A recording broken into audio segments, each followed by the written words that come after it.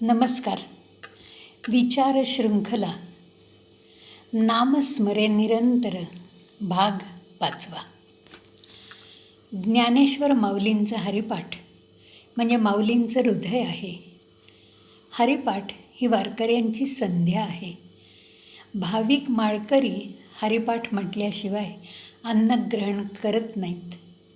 नाममहिमा सांगण्यासाठी माऊलींनी हरिपाठ लिहिला. माऊलींच्या समग्र भक्तिकाव्य रचनेतला अध्यात्मपर आशयाचा सूत्रपाठ म्हणजे हरिपाठ. यालाच नामपाठ असंही म्हणतात. संत श्रेष्ठ ज्ञानेश्वर महाराज आळंदी संस्थानाने माऊलींच्या हरिपाठाच्या आधी आणि नंतर जगद्गुरू तुकाराम महाराजांचे 2 अभंग म्हणण्याची प्रथा सुरू केली. सुंदर ते ध्यान उभे विटेवरी करकटावरी ठेवून या, हा अभंग हरिपाठाच्या प्रारंभी म्हणण्याची पद्धत आहे. आणि नामसंकीर्तन साधन पै सोपे जळतील पापे जन्मांतरे, हा अभंग हरिपाठाच्या अखेरीस म्हणतात. ज्ञानदेवांनी उभारलेल्या भागवत मंदिराचा कळस होण्याचं भाग्य तुकोबांना लाभलं. भाविक मराठी मनाला ज्ञानबा तुकारामाविषयी विशेष आदर आणि आस्था आहे.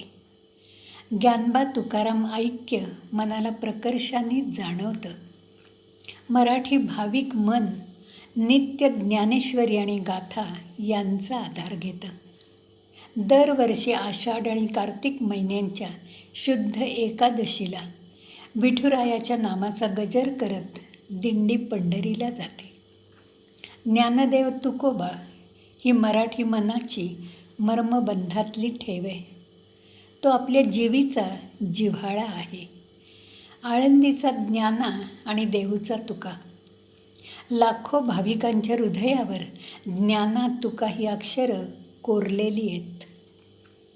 तुकाराम हे नाव अमृतमयी आहे.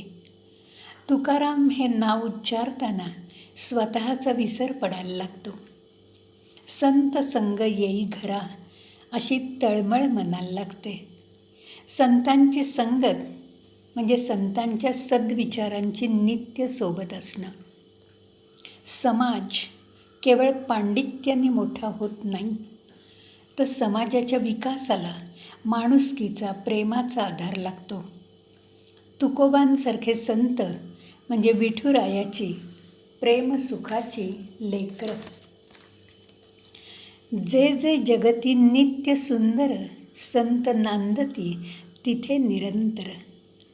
आज आपल्याला अतिसमृद्धीमुळे नैराश्य आलंय. पैसा हाच आपला शत्रू बनलाय. अंतरंगाच्या शुद्धीसाठी, मनाच्या मशागतीसाठी मनाचं ब्युटी पार्लर असलेलं संत साहित्य आपण समजून घ्यायला हवं आहे. आपण अध्यात्माची कास धरायला हवी आहे. संतांच्या अभंगात मन एकाग्र करून मनाला शांतता आनंद देण्याची फार मोठी शक्ती आहे. तुकोबांचे अभंग म्हणताना त्याचा भावार्थ समजून घेताना मन भावावस्थेत जातं. आनंदाच्या सरी बरसतात. अभंगाच्या शब्दाशब्दात तुकोबा आपल्याला धरून ठेवतात. शब्द हे तुकोबांच्या घरचं धन आहे. जे धन कधीही संपणार नाही, आटणारही नाही.